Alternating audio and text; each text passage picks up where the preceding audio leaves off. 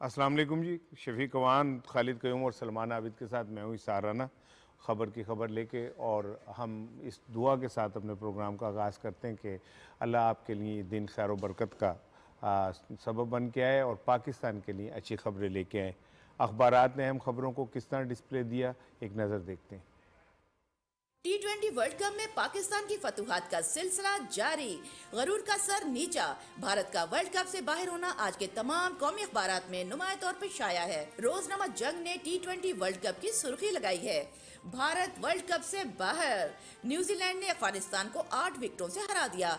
पाकिस्तान की मुसलसल 5वीं कामयाबी। स्कॉटलैंड को भी शिकस्त। रोजनामा दुनिया ने भी इसी खबर को अहमियत दी। पाकिस्तान की मुसलसल 5वीं फतह। Indian team T20 world cup से आउट। भारत में सोग। रोजनामा पाकिस्तान ने T20 वर्ल्ड कप से मुतालिक सुर्खी लगाई। अल्फाज हैं, साजिशी मंसूबे धरे रह गए। भारत T20 वर्ल्ड कप से बाहर। कीवीज ने अफगानिस्तान और पाकिस्तान ने स्कॉटलैंड को शिकस्त दी।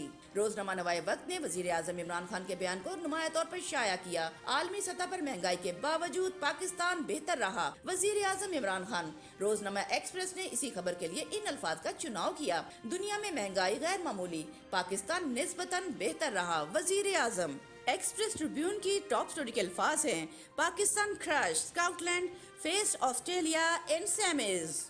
डेली टाइम्स लीड स्टोरी है, PTI only federal party with national agenda Fawad. The News की मेन स्टोरी है, Afghanistan defeat send India packing. Dawn अखबार ने भी पाकिस्तान की फतूहात को फ्रंट पेज पर हाईलाइट किया। Relentless brilliant sees Pakistan top group. The Nation ने वजीर आजम के बयान को हेडलाइन में लिया। Pakistan relatively much better despite global inflation, PM.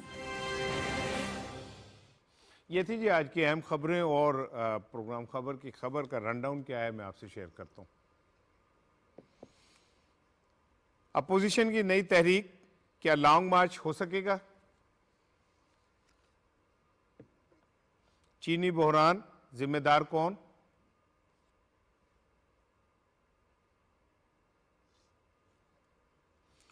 और भारत वर्ल्ड कप से बाहर, पाकिस्तान सेमीफाइनल में।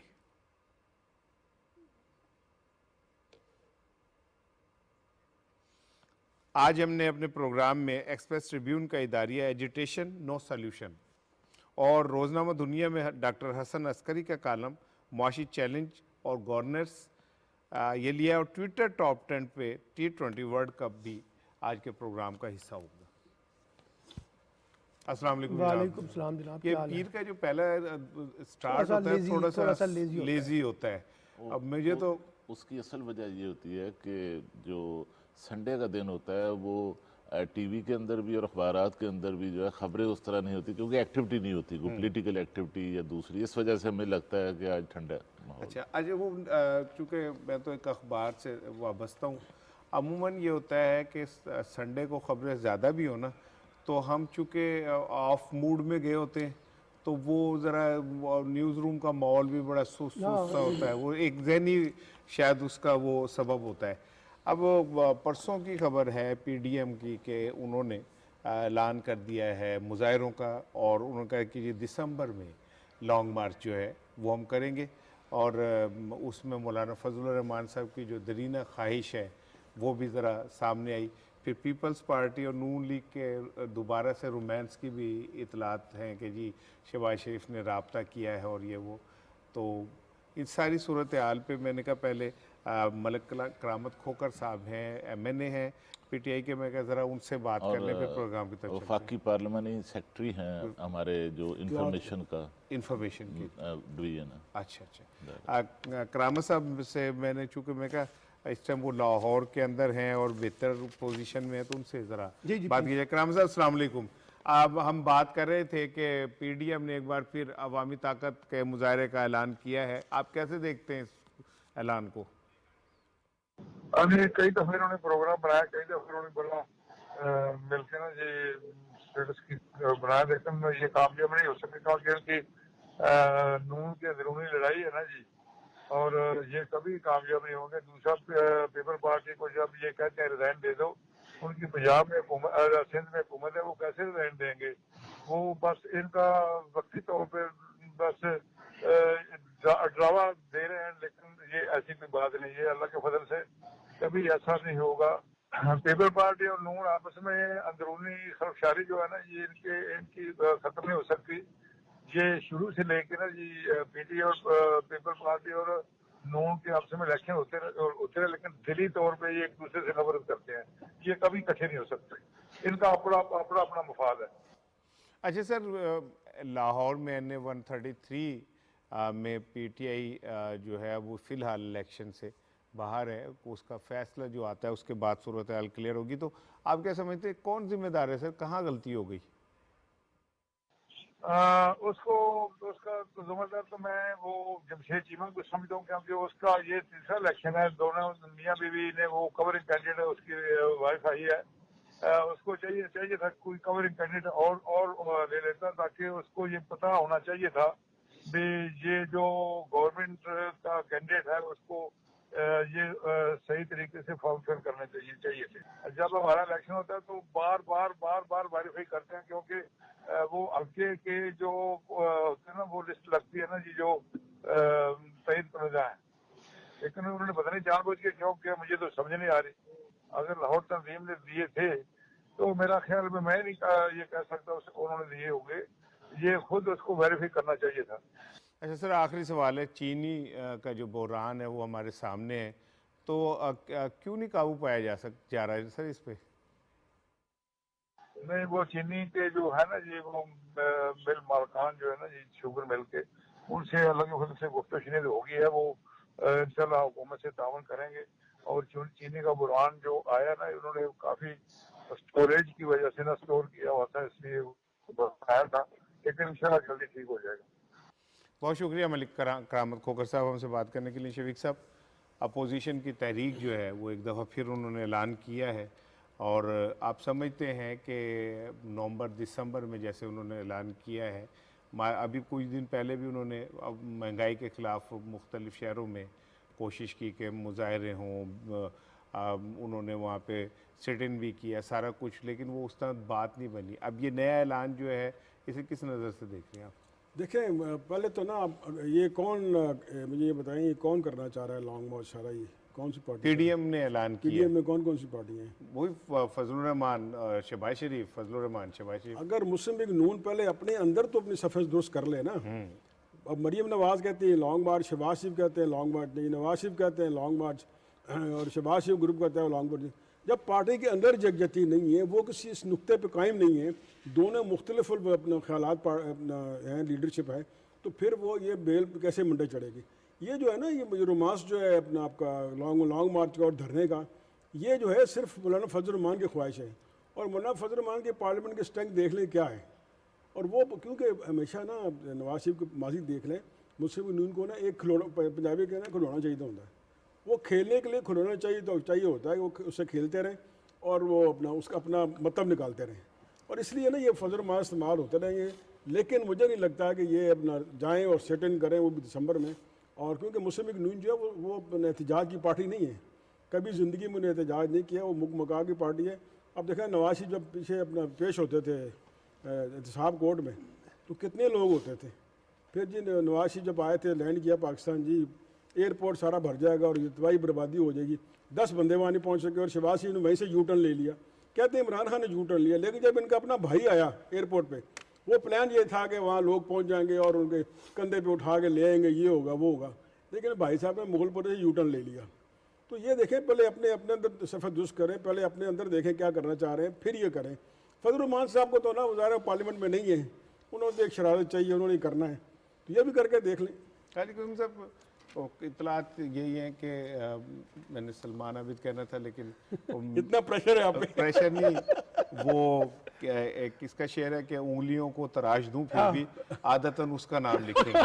तो मेरे खालिद साहब, पीपल्स पार्टी चूँकि आपका सब्जेक्ट भी है, ये जो रोमांस दोबारा से पीपल्स पार्टी और नून लीग में होने जा रहा है, आप समझते हैं कि ये कामयाब हो जाएगा और फिर दोनों पार्टियां मुफादात के लिए इकट्ठी हो सकती हैं? अच्छा देखिए राणा साहब, जो पीपल्स पार्टी के साथ इस बार जो है सुना है कि आज जो पीडीएम का इजलास हुआ है उसके अंदर भी पीपल्स पार्टी को वापस लाने की बातें हुई हैं।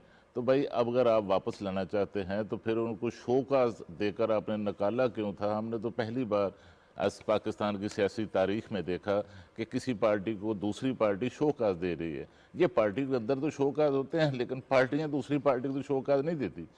तो पीपल्स पार्टी और पीडीएम जो है, उनका जो एजेंडा है वो बिल्कुल मतजाद है, क्योंकि मौलाना फजलुर रहमान की सरबराही में जो पीडीएम का एजेंडा है वो नए इंतखाबात का एजेंडा है, लेकिन पीपल्स पार्टी जो है उसका एजेंडा है कि अगर आप कुछ चेंज लाना चाहते हैं तो जो आइनी फोरम है, जो आइन के तहत जो तरीक़ेकार है, उसके लिए आप आएँ, और पार्लियामेंट के अंदर अगर आप कोई चेंज लाना चाहते हैं तो वहाँ पर तहरीक अदम इत्माद जो है वो लेकर आए। और सबसे पहले ये भी उनका मौक़िफ़ है कि आप पंजाब से जो है पंजाब से शुरू करें, और नून लीग पंजाब की तरफ आने के लिए तैयार नहीं है। उसकी वजह यह है कि नून लीग ने कभी किसी के साथ पावर शेयर नहीं की, तो वो नहीं चाहते कि पंजाब के अंदर कोई ऐसी सूरत हाल हो कि उनको फिर पीपल्स पार्टी के साथ या बाकी कोई जो छोटी जमातें होगी या आज़ाद लोग होंगे उनके साथ पावर शेयर करना पड़े। दूसरा मैं आपको बड़ी इंपॉर्टेंट बात इसके हवाले से ही कहना चाहता हूँ राना साहब, देखें जो तहरीकें हैं, तहरीकें पाकिस्तान के अंदर हमने देखा कि मौसम और हमारे जो मजहबी इवेंट्स हैं उनका बड़ा तहरीकों के अंदर अमल दखल रहा है। और अब जो ऐलान किया गया है जलसों का, ये जब से पीडीएम बना है ये तीसरी बार ऐलान किया गया है, और ये नवंबर में तो 3 जलसों का तो ऐलान किया है, वो तो रेंट ए क्राउड वाली पार्टियों ने किया है, लेकिन जो सूबाई दारुल हुकूमतों में नवंबर के अंदर जो एहतजाज करने हैं उनकी तो डेट भी अभी तक नहीं दी गई। तो फिर आगे दिसंबर आ जाता है, तो दिसंबर में तो मौसम की शिद्दत आ जाती है, जनवरी और फरवरी में भी आ जाती है, तो आगे फिर चलकर आप जो हैं वो कैसे सर्दी के अंदर लॉन्ग मार्च कर सकेंगे। और उसके बाद अगर आगे लेकर जाते हैं तो अप्रैल में तो फिर जो है रमज़ान है, और रमज़ान के बाद मई में जो है वो गंदम की कटाई शुरू हो जाएगी। तो ये मौसम जो है इसके लिए तहरीकों के लिए इसका बड़ा रोल होता है, और सितंबर, अक्टूबर और नवंबर ये हमेशा तहरीकों के लिए हमने देखा कि साजगार है। अच्छा सर, सलमान साहब, पीपल्स पार्टी और नून लीग की बात हो रही थी, आप समझते हैं कि पीपल्स पार्टी इस बार फिर नून लीग के फ्रेम में आ जाएगी? मौलाना फजलुर रहमान पीपल्स पार्टी में जो जितने लफ्ज़ों का तबादला हो चुका है सख्त, और मरियम के साथ, तो क्या ये नज़र आता है कि ये एक मुफादात के लिए दोबारा इकट्ठे हो जाएंगे? देखिए, अगर आप इसार साहब वहाँ से शुरू होना जहाँ से मौलाना फजलुर रहमान ने अपनी इनिंग्स का आगाज़ किया था, और वो ये था कि जनाब इन असम्बलियों के से हलफ ना लिया जाए और कहा जाए कि हम यहाँ से हलफ नहीं लेंगे और नए इंतखाबात का फौरी तौर पर मुतालबा कर दें। यहाँ से खेल शुरू हुआ ना 2018 के इंतखाबात के बाद, और उसके बाद फिर मौलाना फजलुर रहमान ने सोलो फ्लाइट के जरिए एक लॉन्ग मार्च किया, फिर पीडीएम का रोमांस हमने देखा दोनों जमातों के दरमियान, फिर पीडीएम तकसीम हुई वो भी देखा, फिर पीडीएम को अब एक करने की बातें भी हो रही हैं। यानी पहले दिन से लेके आखिरी दिन तक आज तक कई तरह की कलाबाजियाँ जो है ना वो हमारी अपोजिशन जमातों ने खाई हैं। और मुतालबा क्या है ज़रा, अब आप देखिए नवाज़ शरीफ और फजलुर रहमान और मरियम नवाज़ तो इस बात पर यकसू नज़र आती है ना कि मार्च में फौरी तौर पर इंतखाबात करवा दिए जाए। दूसरी तरफ जो है पीपल्स पार्टी जैसे भी इन्होंने कहा खालिद क़य्यूम ने कि वो कहते हैं कि जी हमें तहरीक एतमाद पेश करनी चाहिए, और तहरीक एतमाद कौन पेश करने की बात कर रहा है? पीपल्स पार्टी, जिसके पास 7 वोट नहीं है पंजाब के अंदर, वो पंजाब में तब्दीली की बात कर रहे हैं, जिसके पास बड़ा मैंडेट है उनको तब्दीली से दिलचस्पी कोई नहीं है। एक बात। तीसरे नंबर पर देखिए मुतालबा एस्टेब्लिशमेंट से किया जा रहा है कि इमरान खान को बाहर निकालें या इमरान खान खुद इस्तीफा दे दें। भाई एक ऐसी अपोजिशन जो एक मुर्दा अपोजिशन है जिसके अंदर वो दमखम नहीं है, वो इमरान खान के उनके इस तहरीक के नतीजे में क्यों इस्तीफा दे देंगे? मुझे बताइए कौन सी इस वक्त ऐसी तहरीक चल रही है? प्रॉब्लम ये है, अब ये पीपल्स पार्टी का भी सुन लें, मैं बहुत शुरू से कहता आ रहा हूँ, पीपल्स पार्टी जो है वो किसी भी सूरत में इस सियासी मुहिम जोई का हिस्सा नहीं है, इवन दैट तहरीक एतमाद का हिस्सा भी नहीं है। ये भी सिर्फ एक पॉलिटिकल स्टंट है जिसके तौर पे वो इस्तेमाल करते हैं। उनको पता है ना तहरीक एतमाद पंजाब में आनी है, ना वो मरकज में तहरीक एतमाद लाना चाहते हैं। आज इमरान खान को निकालने का सबसे आसान तरीका आपके पास मौजूद है, आप कॉन्स्टिट्यूशनल तरीके से, सियासी तरीके से तहरीक एतमाद ले आए और मरकज के अंदर जो है बाकी जमातों को साथ मिलाएं और मिलकर इमरान खान साहब की छुट्टी करा दें। लेकिन वो इस पर नहीं आएंगे, क्योंकि देखिए बात सिर्फ सिंपल सी है, इनको पता है कि हमारे पास भी वो कार्ड नहीं है जिससे आज अगर हुकूमत जिन चैलेंजेस से गुजर रही है ना, तो अगर हम तहरीक एतमाद के नतीजे में खुद आ जाएं तो कौन सी ऐसी गिद्दड़ सिंगी है कि हम लोगों को रिलीफ दे सकेंगे? इनको भी पता है ये काम नहीं होना, इसलिए ये इमरान खान की हुकूमत को एक नाकाम हुकूमत साबित करके अगले इंतखाबात की तरफ जाना चाहते हैं। जैसे सलमान साहब ने कहा और खालिद क़य्यूम साहब ने कहा अदम एतमाद का, तो मैं जैसे बिलीव नहीं करता कि अदम एतमाद यहाँ आ सके। और मैं तुम्हारे जो उन्होंने वजूहत बयान की, यकीन वो भी वजूहत हैं कि वो 6 माह बाद क्या कर लेंगे, फ़र्ज़ करो ले लेंगे अगर अदम एतमाद लेना है। असल में अदम एतमाद क्यों नहीं जा रही मुस्लिम लीग नून और आपकी अपोजिशन? क्योंकि पंजाब में हमजा और ऊपर शहबाज शरीफ, तो क्या नवाज शरीफ और मरीम नवाज ये चाहेंगे कि शहबाज शरीफ खानदान का एक बेटा जो सीएम बन जाए और शहबाज शरीफ ऊपर और क्या पीपल्स पार्टी भी ये और चाहेगी? शहबाज शरीफ ऊपर अपना प्राइम मिनिस्टर बन जाए? तो आप तो, हम तो खैर अखबार पढ़ते हैं, इतना इंटरेस्ट नहीं होते, आप तो कहते हैं नहाते हैं ना समंदर में खबरों के, तो आपके नज़दीक ये क्या सिलसिला है, ये खेल कहाँ तक चलेगा और क्या असर नतीजा अच्छा निकलेगा? देखें, जो बयानिया की जंग है ना शफीक साहब, जैसे अभी आपने ही बताया, वहीं से बात की मैंने पिक की है कि बयानी की जंग उस दिन क्लियर हो गई थी जिस दिन नवाज शरीफ लाहौर में लैंड किए थे और शहबाज शरीफ ने उन्हें लेने जाना था। अगर शहबाज शरीफ अपने भाई के साथ बयानी की जंग में खड़े होते तो उस दिन वो एयरपोर्ट पे लोगों को लेके जाते। उन्होंने लोगों को वो क्या कहते हैं मुगलपुरा और इधर ही घुमाते रहे, माल के ऊपर ले जाके, और वो ऐसे घुमाते रहे, लेके नहीं गए। ये बयानिया की जंग का आगाज़ था। शहबाज शरीफ ने उस दिन ऐलान कर दिया था कि वो अपने भाई के साथ नहीं खड़े, वो अपने बयानिए के साथ खड़े। अब पीपल्स पार्टी और नून लीग में तो अभी NA 33 में आप देख लीजिएगा कि पीपल्स पार्टी का जो मेरी इतलात हैं, खालिद क़य्यूम ने मुझे मुख्तलिफ ऑफ एंड ऑन बताते रहते हैं, पीपल्स पार्टी ने इस इलेक्शन कैंपेन के अंदर अगर खुदा न खास्ता PTI नहीं हो पाती तो नून लीग के ख़िलाफ़ इतना सख्त बयानिया लेके आना है NA 133 में कि जो इन दोनों के दरमियान कुर्बत का कोई मौका भी है वो भी ख़त्म हो जाएगा। और तीसरी और आखिरी बात, देखें धरने, इस तरह के तकलीफ़ें ये नज़रियाती लोग उठाते हैं। ठंडी सड़क के ऊपर, ज़मीन के ऊपर PTI के वर्कर तो बैठ सकते हैं क्योंकि उनके अंदर नज़रियात की उस वक्त गर्मी थी, लेकिन ये सारे जो हैं ये खून देने वाले मजनू नहीं है, ये दूध पीने वाले मजनू हैं। ये अपने मुफादात के लिए सिर्फ हुकूमत को हिलाना चाहते हैं, हुकूमत को डिस्टेबल करना चाहते हैं। इन्हें पता है कि हुकूमत इस टाइम मुआशी मसाइल का शिकार है और इस मौके पे अगर ये इस तरह की हरकत करते हैं तो मज़ीद मुआशी पहिया जो है स्लो होगा, जिसका ये सिर्फ फ़ायदा उठाना चाहते हैं। इससे इमरान खान को क्या नुकसान है? इसका तो नुकसान बराह रास्त अवाम को है। तो मैं ये समझता हूँ सलमान भाई कि आने वाले दिनों में इन्होंने तो आर या पार भी कहा, इन्होंने तो कहा हम पिंडी में फला जगह जाके खड़े हो जाएंगे, लेकिन वो सब वापस लेने पड़े। ये भी आप देख लीजिएगा। ये जो है ना, ठीक है, इनकी आपने सही निशानदेही की है, तो हमारा दोनों साथियों ने भी की है कि ये तहरीक नहीं पंपेगी, ये बेल मंडे नहीं चढ़ेगी। लेकिन जो मेरी मुस्लिम लीगियों से बात हुई, वो कहते हैं हम रिज़ाइन असम्बली से दे देंगे, लेकिन कब? जब असम्बली की मुद्दत ख़त्म होने में 100 दिन रह जाएंगे। जब क्या होगा? असम्बली की मुद्दत खत्म होने में 100 दिन रह जाएंगे। उसमें देखें ना कि इलेक्शन के मुतालिक कवानीन से जो हमारा आइन का चैप्टर 2 है, उसकी क्लास 4 कहती है अगर इलेक्शन अपना आम इंतखाबात को 120 दिन रह जाएं तो फिर ज़िमनी इंतखाब नहीं हो सकते। आपने मिफ्ता इस्माइल का देखा था, वो बने और पूरा उन्होंने टेन्योर निकाला क्योंकि उस पर ज़िमनी इंतखाबात की गुंजाइश नहीं थी। वो कहते हैं हम 100 दिन पहले हम रिज़ाइन कर देंगे और इस पीरियड को हम इलेक्शन कैंपेन के तौर पर ये पूरी लंबी इलेक्शन कैंपेन चलाएंगे। तो मैंने कहा ये जो आप ये कर रहे हैं कि आपने धरना देना और ये अपना इस्लामाबाद जाना है, ये करना वो करना, कहते हैं यार ये तो खून गर्म रखने का बहाना है, ये देख लें। देखिए सार साहब, मैं आपको बताऊं, असल में इस वक्त अपोजिशन के सामने एक ही टारगेट है, वो है 2023 का इलेक्शन, चाहे वो 2022 के आखिर में हो जाए या 2023 में आ जाए। वो सारी तैयारी जो है ना इस वक्त जो सियासी मुहिम जोई हो रही है वो अगले इंतखाबात के तनाजुर में हो रही है, और अगले इंतखाबात के तनाजुर में नए अलायंसेस भी बन रहे हैं, अगले इंतखाबात के तनाजुर में इस्टेब्लिशमेंट के साथ अपने मरासम भी बढ़ाने की कोशिश की जा रही है। सबको पता है कि अगर हमने अगले इंतखाबात में जाना है तो हम अपना अपना हिस्सा लें।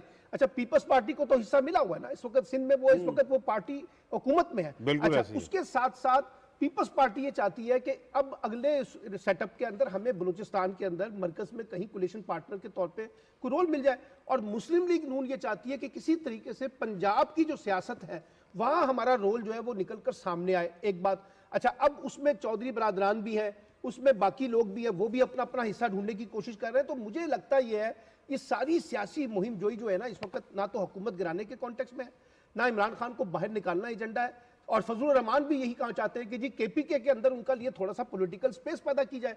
तो ये सारी जो मुहिम जोई हो रही है ना इस वक्त, प्रेशर डालना हुकूमत पर और इस्टेब्लिशमेंट के ऊपर ताकि हम कुछ मामला तय करके अपने लिए पॉलिटिकल स्पेस 2023 के इंतखाबात में पैदा कर सकें। बिल्कुल ठीक है। खान साहब, वो आप भी समझते हैं कि ये स्पेस पैदा करने की कोशिश हो रही है? देखिए राणा साहब, जब पीडीएम का जो पहला लॉन्ग मार्च था वो जब ख़त्म किया गया, वो किस बुनियाद पर ख़त्म किया गया? वो इस बुनियाद पर ख़त्म किया गया कि पीडीएम के जो सरबराह थे मौलाना फजलुर रहमान और नून लीग का ये मौक़िफ़ था कि जब तक इस्तीफ़े ना दिए जाएं उस दौरान, लॉन्ग मार्च के दौरान इख्तिताम पर, तो ये तहरीक जो लॉन्ग मार्च की ये नतीजा खेज़ नहीं हो सकती। तो क्या अब इस तहरीक को, लॉन्ग मार्च को नतीजा खेज़ बनाने के लिए मौलाना फजलुर रहमान ने नून लीग और पीपल्स पार्टी और दूसरी जमातों को क्या इस्तीफ़ों पर मुतफिक कर लिया है, आमादा कर लिया है? तो ऐसी तो सूरत हाल हमें किसी सतह पर भी नजर नहीं आती। दूसरी जो आपने बात की कि जब पीडीएम की तहरीक अरूज पर होगी, इस माह के इख्तिताम तक वो जलसे कर रहे होंगे, तो बिलावल भुट्टो NA 133 के अंदर लाहौर में जलसा कर रहे होंगे नून लीग के खिलाफ। बिल्कुल वही मैं कह रहा हूँ ना। ये इतलात आ रही हैं कि वो आ रहा है अच्छा, जलसे साहब मैं आपसे एक सवाल पूछता हूँ ना, अब मिसाल के तौर पे इस वक्त बड़ा शोर है ना पीडीएम का कि जनाब महंगाई बहुत है, लोगों की ज़िंदगियाँ बड़ी अजीरन हो गई हैं, लोग बदहाल हो गए हैं, मुल्क तबाह हो गया इस हुकूमत का। मुझे ये बताइए, अगर आज यहाँ इमरान खान साहब की जगह हम पीडीएम में से किसी जमात को ला के बिठा दें, फ़र्ज़ करें, अजम्पशन करते हैं कि वो आ गए, तो आपके ख्याल में उनके पास क्या प्लान है? मुझे तो अभी तक उनकी बातों से कहीं नहीं लगा कि वो पेट्रोल की कीमतों को कैसे कम करेंगे, माशी सूरत को कैसे ठीक करेंगे, तो उनके पास क्या मुतबादिल प्लान है? भाई बात यह है कि हम अमूमी तौर पे जब बात करते हैं तो हम कहते हैं जी बड़ी महंगाई है, हुकूमत जिम्मेदारी है वो, लेकिन हम ये भूल जाते हैं कि 35 साल का एक तसलसल है, मुआशी दहशत गर्दी का 35 साल तसलसल है जो आगे आहिस्ता आहिस्ता बढ़ रहा है। ये गर्दिशी कर्जे, ये सूद की अदायगियाँ, ये IMF के सामने जाना, ये पीटीआई हुकूमत के ऑप्शन नहीं है, सारे ये मजबूरी है उनकी, ठीक है ना। आप मैं वो एक बड़े सीनियर पॉलिटिशियन पीटीआई के इंटरव्यू पढ़ा था, उसने कहा कि मैंने अपनी कानों से सुना कि ये मुस्लिम लीग नून के कुछ रहनुमाओं ने कहा कि हमने मुआशी बारूदी सुरंगें बिछा दी हैं, हुकूमत जहाँ कदम रखेगी ये बात शायद खाकान अब्बासी साहब ने की थी। शायद खाकान अब्बासी ने की थी, बिल्कुल ठीक है। तो बात ये कि ये इस मुल्क के, अब इमरान को नाकाम करना क्या हुआ? आप तो पाकिस्तान को नाकाम कर रहे हैं ना, आप तो पाकिस्तान की आवाम के लिए मुश्किलात पैदा कर रहे हैं। और दूसरी बात ये, मैं अगले टॉपिक पे जाना चाह रहा हूँ, एक जुमला हम बात साथ तीनों ने की कि पीपल्स पार्टी अपना हिस्सा लेना चाह रही है और बलूचिस्तान अपना हिस्सा लेना में वो फजलुर रहमान लेना चाहते हैं, नून लीग चाहती है पंजाब में उन्हें कोई थोड़ा सा रोल मिल जाए। किससे मिल जाए? अवाम से तो नहीं चाहते वो, ठीक है। अगर अवाम से नहीं चाहते तो किससे चाहते हैं? फिर अगर आप किससे चाहते हैं तो फिर वे डेमोक्रेसी कहाँ खड़ी है? फिर वो बयानी की जंग कहाँ है? अब बयानी की जंग कहाँ है? अवाम का वोट कहाँ है? अगर ये सारा कुछ हम किसी और से चाहते तो फिर जमहूरियत और आवाम की जंग और वोट को इज्जत दो का नारा कहाँ पे है? कहीं नहीं स्टैंड करता। इसका मतलब ये कि सिर्फ हम लफ्जी तौर पे करते हैं, अंदर खाते, हम रात के अंधेरों में कोशिश करते हैं कि हमें कोई हिस्सा मिल जाए, हमें कोई मौका मिल जाए।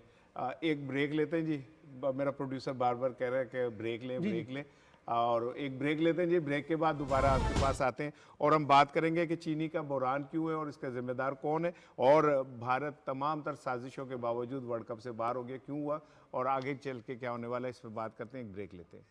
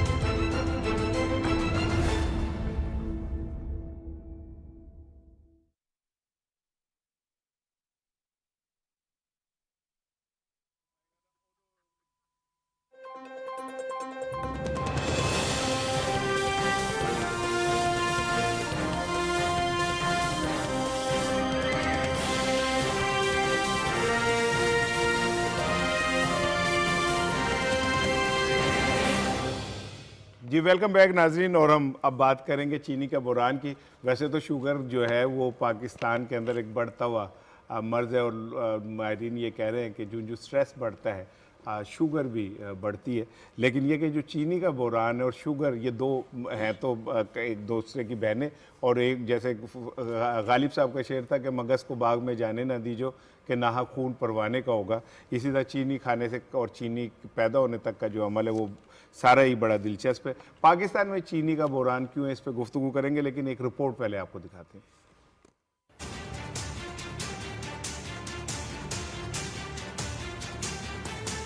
जो चीनी का जो सब्जेक्ट है वो वफाकी सब्जेक्ट नहीं है। सूबों में इस वक्त जो डिफॉल्ट किया है अपनी ऑब्लिगेशन में, वो सिंध हुकूमत ने किया।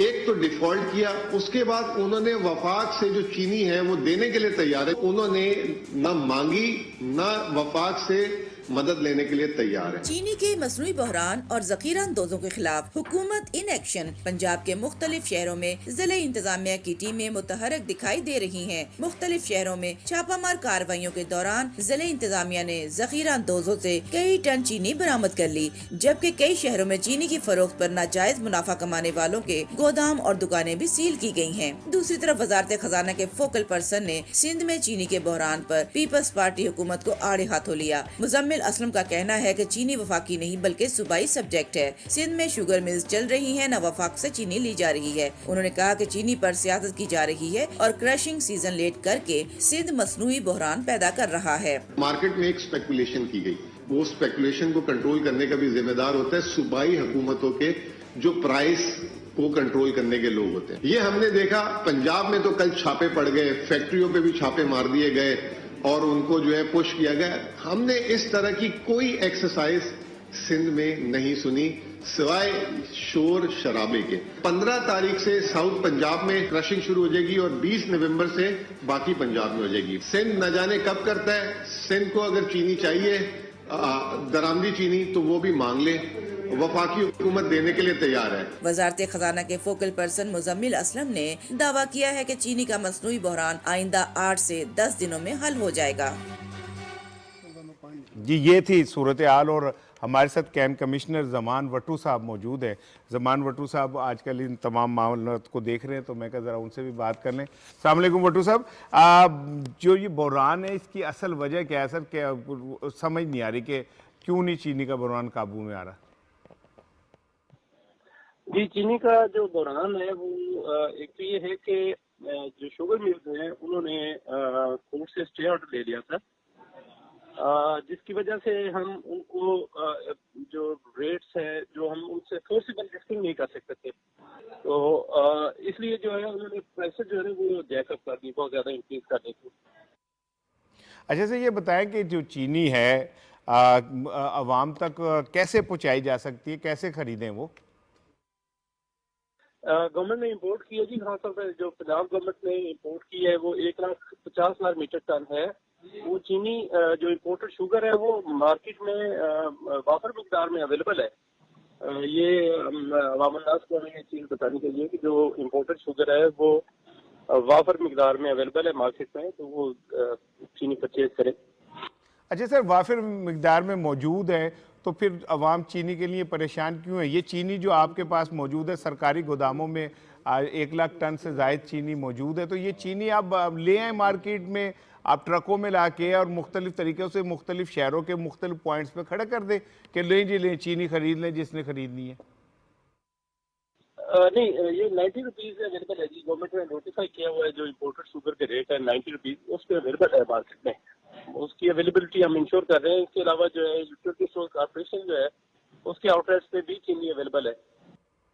अच्छा सर, अगर जैसे आप कह रहे हैं कि अवेलेबल है, तो आप आवाम में क्यों नहीं तशहीर कर रहे उन पॉइंट्स की कि जी इन पॉइंट्स पे चीनी अवेलेबल है? रेडियो है, FM है, अखबार है, TV है, आप तशहीर कर दें, लोगों को पता चल जाए, वहाँ से जाके ले लें महंगी चीनी के बजाय सस्ती चीनी। जी, ये आपका अच्छा प्रपोजल है। हम डिस्ट्रिक्ट एडमिनिस्ट्रेशन के साथ ये शेयर करते हैं और हिदायत जारी करेंगे कि दूसरे अजला में भी और लाहौर में भी ये उनकी जो एडवर्टीजमेंट की जाए कि इन स्टोर्स पे चीनी अवेलेबल है। ठीक सर, खालिद साहब, चीनी के हवाले से अभी ज़मान वट्टू साहब कैंट कमिश्नर हैं, वो बात कर रहे थे। आप नहीं समझते कि चीनी के इस बहरान के पीछे असल गेम कुछ और है? एक तो राणा साहब ये है, चीनी का जो बहरान इस वक्त पाकिस्तान में चल रहा है, ये मसनूई बहरान है, ये बहरान क्रिएट किया गया है। और ये बहरान जो है ये सट्टे की वजह से भी है और स्टे की वजह से भी है। जो अदालतों के अंदर स्टे वाली बात ज्यादा है ना कि अब शुगर मिल्स एसोसिएशन जो है इतनी ताकतवर है कि वो बड़े नामवर वकला को अदालतों में पेश करने के लिए हायर करते हैं और हर मामले पर स्टे है। जो इनका स्टॉक पड़ा हुआ था उस पर स्टे, जो रेट गवर्नमेंट तय कर रही थी उस पर स्टे, जो इनको जुर्माना किया गया है उस पर स्टे। लेकिन मैं समझता हूँ कि इन्होंने जो करना था वो रेट जहाँ तक ले जाना चाहते थे वो ले गए। लेकिन अब चीज़ें जो हैं वो आज से बदलना शुरू हो जाएंगी, क्योंकि आज से जो सिंध के अंदर कुछ शुगर मिल्स हैं वो चलना शुरू हो रही हैं और 11 नवंबर तक 5-6 शुगर मिल्स चल जाएंगी।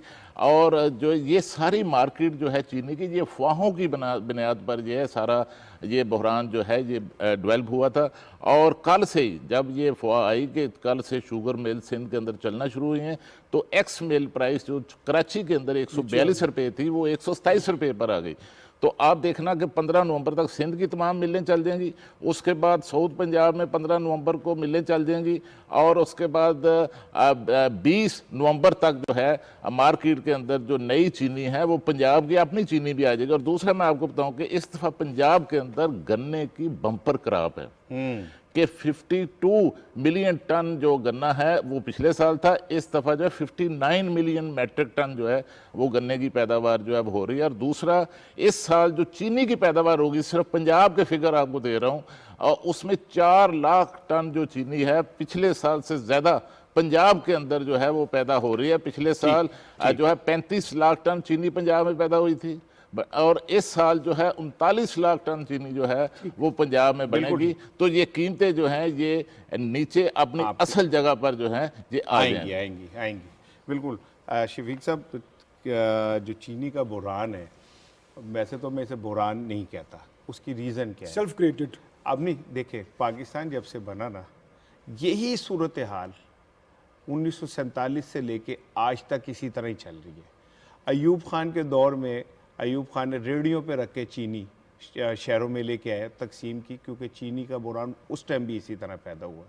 जुल्फ़िकार अली भुट्टो के दौर में राशन कार्ड बने और राशन कार्ड के ज़रिए चीनी जो है वो मिलती थी, सबको कार्ड तकसीम किए गए थे जो जाके कार्ड देते थे और हर घराने के अफराद लिखे होते थे, उसके आगे लिखा होता था कि नहीं इतनी चीनी चाहिए, वो चीनी मिलती थी। बेनज़ीर भुट्टो साहिबा के दौर में भी इसी तरह हुआ कि चीनी का बहरान पैदा हुआ, इसी तरह शोर शराबा हुआ। अब नवाज शरीफ के दौर में इसी तरह बहरान पैदा हुआ।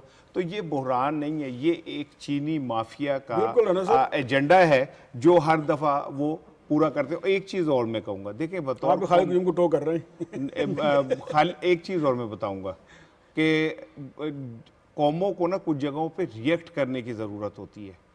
अगर वैसे ये मेरी ज़ाती राय है, मैं भी गलत भी हो, कि जब आप चीनी इस्तेमाल करते हैं तो आप बराह रास्त चीनी माफिया को सपोर्ट करते हैं। लेकिन अगर आप गुड़ खा लेते हैं ना, मेरी एक अर्ज सुन लीजिए, अगर आप गुड़ खाते हैं तो बराह रास्त किसान को आप सपोर्ट करते हैं। तो हमें भी रिएक्ट करना चाहिए थोड़ा। देखिए गुड़ तो चीनी से महंगा है और देखिए हमें रियलिस्टिकली चलना चाहिए, लोगोों को रिलीफ मिलना चाहिए। जैसे खालिद यूम साहब ने कहा है कि शुगर की पैदावार ज़्यादा होगी इस साल, जो है कंट्री प्रोडक्शन के साल है उसमें 15% चीनी ज़्यादा बनेगी।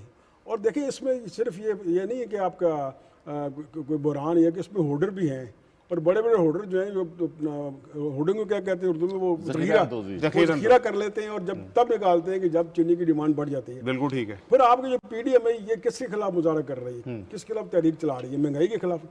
सबसे ज़्यादा शुगर मिलें किसकी है? शरीफ फैमिली की और जरदारी फैमिली की। तो भाई आप अगर कुछ रिलीफ देना चाहते हैं तो आप उधर अपना चलें, सस्ती चीनी मत दें। जो आपने अपना स्टेप उठाए हुए होर्डिंग उसके बंद कर चीनी खोल दें और क्रशिंग सीजन सिंध में शुरू कर दें। अगर आप क्रशिंग ये इकदाम चलो गवर्नमेंट को एक्स्ट्रा फेवर ना करें, लोगों को फेवर कर दें कि आप होर्डिंग बंद कर दें, अपनी क्रशिंग सीजन स्टार्ट कर दें ताकि लोगों को ये कोई रिलीफ मिले। अब ये मुजाहरे करना और ये लोगों को अपने सियासी एजेंडे के लिए करना ये कोई मुनासिब बात नहीं। अगर आपके अवाम में वाकई दर्द है, अगर आपके पेट में जो है इक़्तिदार का दर्द नहीं है, अवाम का दर्द है, तो फिर आप ये स्टेप लें, होर्डिंग बंद कर दें, चीनी बाहर ले आएँ और फिर अपने जो आपका अपना क्रशिंग सीजन शुरू कर दें। तो ये होता है असल सियासतदान। बिल्कुल ठीक। बाकी अपने वो अपना सियासी बका के लिए या अपना इलेक्शन कैंपेन के लिए या एक नाराबाजी के लिए एंटी गवर्नमेंट कैंपेन चलाने के लिए ठीक है, लेकिन ये जो ना अगर आप वाकई अगर समझते हैं कि आपका आवाम का दर्द है तो फिर इस तरफ आए, ये स्टेप लें आप। राणा साहब, एक सवाल मैं कायद हज़ब इख्तिलाफ मियां शहबाज शरीफ साहब से भी करना चाहता हूं कि उनकी एक शुगर मिल है, रमज़ान शुगर मिल, जिसका गालबन शहबाज शरीफ साहब पर और हमजा शहबाज साहब पर एक रेफरेंस भी जो है अदालत में ज़ेर समाअत है। उनके ज़िम्मे 1 साल हो चुका है, 1 साल अब दूसरा सीज़न गन्ने का शुरू हो चुका है। 18 करोड़ रुपए जो हैं ये रमज़ान शुगर मिल ने अदा करने हैं किसानों को, और उसके साथ उनकी एक और इत्तेहादी हैं जो हैं चिनार शुगर मिल वाले, उन्होंने 2 करोड़ से ज़ायद के चेक किसानों को दिए हुए हैं, लेकिन वो डिसऑनर हो चुके हैं। फिर ये 2 शुगर मिल हैं शकरगंज ग्रुप की, इनके एक के ज़िम्मे 18 करोड़ हैं, दूसरे के ज़िम्मे जो हैं वो 21 करोड़ की अमाउंट है ये। और जो दूसरा पसरूर शुगर मिल है, ये 7-8 जो मिले हैं, इन्होंने 1 साल गुजरने के बावजूद अभी तक जो है किसानों को उनकी जो अदायगियां हैं गन्ने की कीमत की वो नहीं की। इसमें भी कायद हज़ब इख्तिलाफ पार्लियामेंट के फ्लोर पर कुछ आज़ार ख्याल ज़रूर करें। बिल्कुल ठीक है। अच्छा सर, कहते हैं ना कि जो गड्ढे आप खोदते हैं उसमें आप खुद ज़रूर गिरते हैं। भारत ने T20 वर्ल्ड कप के दौरान से पहले पाकिस्तान के खिलाफ बेशुमार साजिशें की। एक न्यूजीलैंड को फेक ईमेल मिली, उन्होंने आधा घंटा पहले मैच खेलने से इनकार कर दिया। ये एक डीमोरलाइज करने की बहुत बड़ी कोशिश थी। इंग्लैंड ने आने से इनकार कर दिया। फिर हमें जो 14 T20 मैच मिलने थे इंटरनेशनल, वो हम नहीं खेल सके। खुद उन्होंने जाके वहाँ पे यूएई में IPL खेला। लेकिन हुआ ये कि मेरा ख्याल है कि इंडियन, हम जब बात कर रहे होंगे तो इंडियन अपने घर पहुंच चुके होंगे और उनका जो बोलो राम है वो हो चुका है। और पाकिस्तान अल्हम्दुलिल्लाह सेमीफाइनल में भी चला गया। केवीज़ ने कल अफ़गानिस्तान को जिस तरह मारा, उसके बाद उनके रास्ते बिल्कुल बंद हो गए। एक रिपोर्ट में आपको दिखाता हूँ, उसके बाद क्रिकेट पे ज़रा सी बात करते हैं। न्यूजीलैंड ने अफगानिस्तान को एकतरफा मुकाबले के बाद शिकस्त देकर भारत के सेमीफाइनल में पहुंचने के ख्वाब चकनाचूर कर दिए। क्रिकेट जैसे जेंटलमैन गेम के T20 वर्ल्ड कप को अपनी साजिशों, जोड़ तोड़ और सियासत से आलूदा करने के भारतीय मंसूबे धरे के धरे रह गए। अबूधाबी में खेले गए ग्रुप मैच में न्यूजीलैंड ने 1 तीर से 2 शिकार कर लिए। अफगानिस्तान को शिकस्त से 2-4 करने के बाद भारत को टूर्नामेंट से बाहर करके फाइनल 4 में जगह बना ली। न्यूजीलैंड ने अफगानिस्तान को 8 विकेटों से शिकस्त दी। कीवीज ने 125 रन का हदफ बआसानी 19वें ओवर में पूरा कर लिया। पाकिस्तान, न्यूजीलैंड, इंग्लैंड और ऑस्ट्रेलिया ने T20 वर्ल्ड कप के सेमीफाइनल में रसाई हासिल की है। ले जी, ये तो हो गए बाहर। अब मैं दो तीन चीज़ें आपसे बड़े दिलचस्प शेयर करना चाहता हूँ। अमिताभ बच्चन साहब ने परसों एक ट्वीट किया था। उन्होंने कहा जी कोई बात नहीं, भारत आउट हो गया तो T20 की फास्टेस्ट 50 जो है वो तो हमारे खिलाड़ी के पास है। वो मुझे लगता है ये शुएब मलिक को कोई भारत से खास वो है। इसने सुना सुबह, उसने जाके वो रिकॉर्ड तोड़ दिया। अमिताभ बच्चन को कह दिया कि भाई जो रिकॉर्ड आप जिस पे फख्र कर रहे थे वो हमने तोड़ दिया। फास्टेस्ट 50 जो है कल शुएब मलिक ने बना दी। उनके दामाद ने तोड़ दिया। उनके दामाद ने। रिजवान का सुन लें, उसने वर्ल्ड रिकॉर्ड कायम कर दिया एक कैलेंडर ईयर में सबसे ज्यादा रन बनाने का। अच्छा, और उसके बाद मिर्जा इकबाल बेग साहब आ गए। मिर्जा साहब से बात करें। मिर्जा साहब अस्सलाम वालेकुम। वालेकुम अस्सलाम राना साहब। मिर्जा साहब, भारत पहुंच गया होगा अपने घर और उसका तो हो गया वाइंड अप।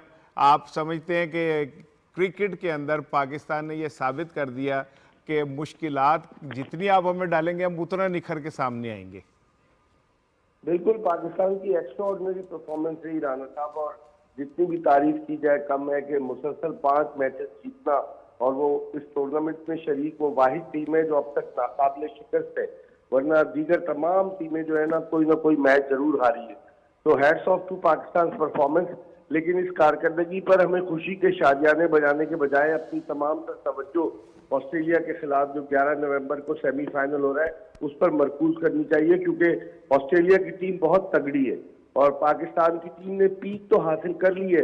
क्रिकेट में ये कहा जाता है कि अगर कोई टीम पीक हासिल करती है तो खुदा न खास्ता उसका कोई भी दिन बुरा दिन साबित हो सकता है। अल्लाह ना करे।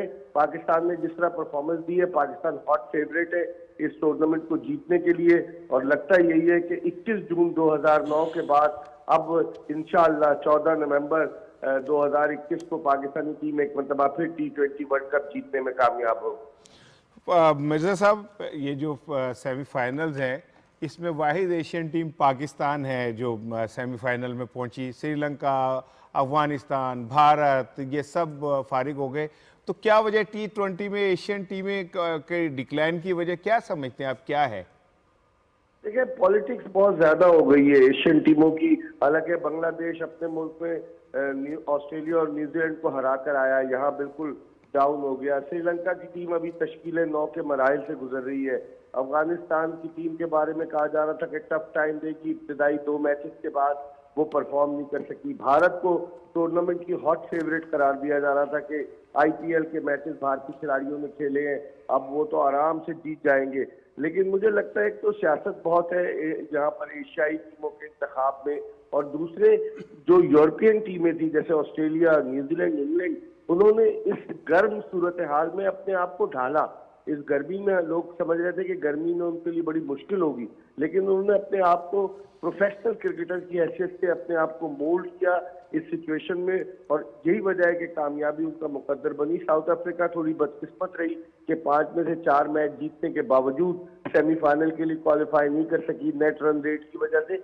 मैं समझता हूँ एशियाई टीमों को सोचना पड़ेगा कि एशिया में हो रहा है ये वर्ल्ड कप T20 और उसमें उनकी कारकर्दगी इतनी अच्छी नहीं रही, तो इस पर जरूर उन्हें गौर करना होगा। बहुत शुक्रिया मिर्जा साहब। बात कर रहे थे ट्विटर पे टॉप 10 भी जो है जी T20 वर्ल्ड कप है, और पूरी दुनिया जो है ख़ास करके सब कॉन्टिनेंट का तो बुखार जो है वो इस टाइम पूरी तरह क्रिकेट के ऊपर चल रहा है। अच्छा सर, एक्सप्रेस ट्रिब्यून का शफीक साहब जो आज का इदारिया है, एजिटेशन नो सॉल्यूशन, वो कहते हैं कि जी जो एजिटेशन है वो कोई हल नहीं है। ये एजिटेशन का मतलब होता है कि मसाइल को मज़ीद जो है वो बढ़ाया जाए, और फिर वो कहते हैं कि एहतजाजी सियासत मुल्क के मसाइल को ज़्यादा ख़राब करेगी। गवर्नेंस के मामला को इम्प्रूव करने की ज़रूरत है। महंगाई और कीमतों को कंट्रोल करने के लिए कोई हिकमत अमली इख्तियार करनी चाहिए, और मामला सड़कों के बजाय पार्लियामेंट में हल होने चाहिए। सर बिल्कुल ठीक है। इससे पहले मैं क्रिकेट पे एक फिक्रा कहूँगा। पाकिस्तान टीम ये मैच है 5 मैच क्यों जीती? क्योंकि इन्होंने क्रिकेट खेली। सामने टीम को नहीं देखा कि न्यूजीलैंड है, नामीबिया है, अफगानिस्तान है या स्कॉटलैंड है, बिल्कुल ठीक, और या इंडिया है। छोटी से छोटी टीम और बड़ी बड़ी टीम से उन्होंने क्रिकेट खेली है, और यही हमारी जीत का सबब बनी, और हम उम्मीद करते हैं, यकीन हमें कि ऑस्ट्रेलिया और फिर फाइनल भी हम जीत के लाएंगे इंशाल्लाह इंशाल्लाह। अच्छा, अब आपने बात की है एक्सप्रेस के ट्रिब्यून के एडिटोरियल की। अब देखिए अखबारात भी ये बयान करने लग गए हैं कि भाई आप जो ये एजुटेशन की सियासत कर रहे हैं ये मसाइल का हल नहीं है। आप अपने पीछे देखा हमने एक कालिदम तहरीक का धरना या लॉन्ग मार्च हुआ, उसमें नुकसान किसका हुआ? आवाम का हुआ। सड़कें बंद हो गई, लोग अस्पताल नहीं जा सके, लोग दफ्तर नहीं जा सके, लोग अपनी शादियों दूसरे मामला नहीं कर सके। अब अगर आप ये आप कर रहे हैं, और देखिए ये एक्सप्रेस ट्रिब्यून दे रहा है, बिल्कुल ठीक है। अंग्रेजी अखबार का जो एडिटोरियल होता है ना वो बड़ा जजमेंटल होता है, वो सारा उस पर रिसर्च तो सारे करते हैं, लेकिन उनका एक मैना होता है। अब वो भी अपोजिशन को कह रहे हैं कि आप पार्लियामेंट में हैं, मसाइल का हल पार्लियामेंट में है, पार्लियामेंट से ये भागते हैं और ये स्ट्रीट पॉलिटिक्स करते हैं। स्ट्रीट पॉलिटिक्स जब इलेक्शन आए तब करें, लेकिन इस वक्त ये अब करके आप नुकसान आवाम को पहुँचाएंगे, ना आप महंगाई पे कंट्रोल कर सकेंगे, ना आप कोई आवाम को बेहतर दे सकेंगे, सिर्फ गवर्नमेंट को तंग करेंगे, गवर्नमेंट से ज़्यादा आवाम को तंग करेंगे। बिल्कुल मेरा ख्याल है अपना ये हमारे जो मीडिया की आवाज़ उनको तक पहुँचनी चाहिए। मीडिया के बड़ी आवाज़ें सुनते हैं, लेकिन ये भी देख लें कि ये मीडिया उन्हें अब क्या कह रहा है कि ये जो एजुटेशन के पॉलिटिक्स है ये कुछ नहीं दे सकती सिवाय खलफशार के, सिवाय आवाम को मुतासर करने के। बिल्कुल ठीक है। रोज़नामा दुनिया में हसन अस्करी साहब का कालम है, और माशी चैलेंजेस और गवर्नेंस। वो ये कहते हैं कि माशी मसले से बड़ा मसला गवर्नेंस का है, और हुकूमत शायद अपनी फोकियत नहीं देती गवर्नेंस को, और फिर वो कहते हैं आम और कमज़ोर तबकात के मसाइल जो है ना उनका हल जो है अवलिन तरजीह होना चाहिए, और नए रोज़गार पैदा करने के मौके पैदा होने चाहिए। माशी चैलेंजेस का जो हल है वो अच्छी गवर्नेंस है। अच्छी सजेशन है। देखिए, मैं हमेशा से डॉक्टर हसन अस्करी एक बड़े स्कॉलर हैं और पाकिस्तान समेत आलमी दुनिया में उनकी बड़ी अहमियत है। मैं हमेशा से ये कहता रहा हूँ कि देखिए ये कुछ टूल होते हैं, यानी मिसाल के तौर पे आप कहते हैं ना माशी सूरत हाल बड़ी ख़राब है, सियासी सूरत हाल बड़ी ख़राब है, उसकी आपकी जो स्ट्रक्चरल प्रॉब्लम है उसकी एक बड़ी वजह जो है ना वो आपके गवर्नेंस के क्राइसिस के साथ जुड़ी होती है। बिल्कुल और ठीक है। दुनिया भर में आज जो है ना इन तमाम चैलेंजेस से निपटने के लिए वो गवर्नेंस को ज़्यादा से ज़्यादा मॉडिफाई करने की कोशिश करते हैं। अब इसमें भी उन्होंने यही पॉइंट उठाए हैं कि देखिए जो माशी चैलेंज है ना, जो बज़ाहिर हमें नज़र आ रहा है, इसकी वजह जो है वो आपका गवर्नेंस का स्ट्रक्चर है। जब तक आप अपने प्रोविंशियल मैनेजमेंट सिस्टम को, जब तक आप अपने डिस्ट्रिक्ट मैनेजमेंट सिस्टम को, जब तक आप फेडरल मैनेजमेंट सिस्टम को ठीक नहीं करेंगे, और दुनिया में जिस तरीके से गवर्नेंस इंप्रूव की जा रही है जदीदियत की बुनियाद के ऊपर, अगर आप उसको बतौर टूल बनाकर इस्तेमाल नहीं करेंगे तो आपका ये क्राइसिस खत्म नहीं होगा। माशी चैलेंज देखिए कोई ऐसी इस वक्त जादू की छड़ी नहीं है। मैं हमेशा से कहता हूं आज की हुकूमत को बाहर निकाल दे, आज की अपोजिशन को ऊपर ले आए, इनके पास भी हल नहीं है। बिल्कुल उसकी ऐसे ही। वजह यह है कि आप रिएक्शनरी पॉलिटिक्स की बजाय जो पूरा सिस्टम है उसके अंदर स्ट्रक्चर जो इश्यूज है ना उसको डील करें और गवर्नेंस को इंप्रूव करेंगे तो आप देखिएगा माशी मिसाल के तौर पे मैं बताता हूं, चीनी का क्राइसिस है, अब चीनी के अंदर या पेट्रोल का क्राइसिस है। आप चीनी के क्राइसिस में आप देखिए बुनियादी मसला क्या है, या जैसे भी खालिद कयूम ने कहा चीनी तो वाफर मकदार में मौजूद है। इसका मतलब यह है कि जो प्रोविंशियल सिस्टम है वो चीनी जो जखीरा अंदोजी हो रही है, जो चोर बाजारी चल रही है, उसको कंट्रोल करने में नाकाम साबित हो रहा बिल्कुल है सही ना। है। तो इसलिए गवर्नेंस को इंप्रूव करके हम अपने दीगर चैलेंजेस को डील कर पंजाब सकते के हैं। अंदर हुकूमत जो है वो जो सप्लाई चेन है उसको, जो शुगर माफिया ने सप्लाई चेन तोड़ दी बिल्कुल है, ठीक है। उस चेन को बहाल नहीं कर सकी। वरना चीनी तो अब भी जो इम्पोर्टेड चीनी है वो अब भी पंजाब हुकूमत के पास जो है वो वाफर पड़ी हुई है, और दूसरी चीनी जो है वो भी आने वाली। दूसरा राना साहब ये है कि असल इशू, जिस तरह सलमान कह रहे थे कि असल इशू गवर्नेंस का है। IMF और वर्ल्ड बैंक आज अगर हम हमारे ऊपर जो दबाव डालते हैं, प्रेशर डालते हैं, वो गवर्नेंस बेहतर करने का प्रेशर जो है वो डालते हैं। जो गवर्नेंस हमने खुद बेहतर करनी थी वो नहीं कर सके, तो अब हमें दबाव में आकर जो आलमी मालियाती इदारे हैं उनका दबाव है, प्रेशर है कि आप ये चीज़ें करें, और वो चीज़ें जो कह रहे हैं वो चीज़ें हमारे लिए मफाद में हैं, लेकिन हमें लगता है जो हमें खुद करना चाहिए थी नहीं कर सके, तो इस वजह से अब हमें वो दबाव में आकर गवर्नेंस की करने पड़े। बात की जा रही है, अपोजिशन में बैड गवर्नेंस की बात करती है। अब देखें ना, इस हुकूमत को आते ही क्या पहले उनको पड़ गया कोविड, 2-2.5 साल तो कोविड में गुजर गए, तो उसको संभालते गए, गवर्नेंस को संभालते, फिर इकॉनमी देखिए कितनी बुरी छोड़ के गए वो। नहीं, जो उनका पिछली हुकूमत का था वो कर्जे और फिर महंगाई, ये सब क्यों आया है? क्योंकि पिछली हुकूमत का ये करता धरता था, फिर हमें कोविड पड़ गया, तो गवर्नेंस हुकूमत पे ये कर देना कि गवर्नेंस के वो जिम्मेदार है। गवर्नेंस के पीछे देखें कि मुहरकात क्या है, बिल्कुल सही है। इन पे गौर करें कि अगर ये कोविड ना होता और वो पिछले कर्जे को जो तबाही इकॉनमी करके अगर वो ना होता तो गवर्नेंस की तरफ तवज्जो देनी थी। अब भी बड़ी अच्छी, ये नहीं कह सकते गवर्नेंस बिल्कुल बुरी है, ये तो अपोजिशन का बयानिया है, और मेरा ख्याल में वो अपोजिशन यही कहेगी और क्या कहेगी। बिल्कुल ठीक है। आज से वो सब्सिडी जो 2 करोड़ ख़ानदानों को दी जानी है उसकी रजिस्ट्रेशन जो जी, है उसका वो आज अमल से हुआ है। शुरू हो गई है। ये मेरा ख्याल है कि एक अच्छा इकदाम है कि रजिस्ट्रेशन का अमल जितनी जल्दी मुकम्मल हो ताकि लोगों तक जो है वो पहुंच सके समरात जो वज़ीर आज़म का रिलीफ फंड का है। आज के प्रोग्राम का सर वक्त ख़त्म होता है, कल इंशाल्लाह आपसे मुलाकात होगी। जाते जाते एक मैंने ट्रिब्यूट देना था, और वो ट्रिब्यूट है पप्पू साईं को, जिन्होंने अपने ढोल के ज़रिए पूरी दुनिया के अंदर पाकिस्तान का नाम बनाया, और जितने वजद के आलम में और जितनी डिवोशन के साथ और पैशन के साथ पप्पू साईं ढोल को बजाता था, उसने ढोल को पूरी दुनिया के अंदर ना सिर्फ मुतारफ़ कराया बल्कि जो सूफ़ी तर्ज है उसको भी रोशनास कराया। पप्पू साईं का इंतकाल हो गया, हमारी बहुत सारी दुआएं पप्पू साईं के साथ है। अल्लाह उनको गरीक़ रहमत करे, उनके दर्जात बुलंद फरमाए। कल इंशाल्लाह मुलाकात होगी, अपना ख्याल रखिएगा। अल्लाह हाफिज़।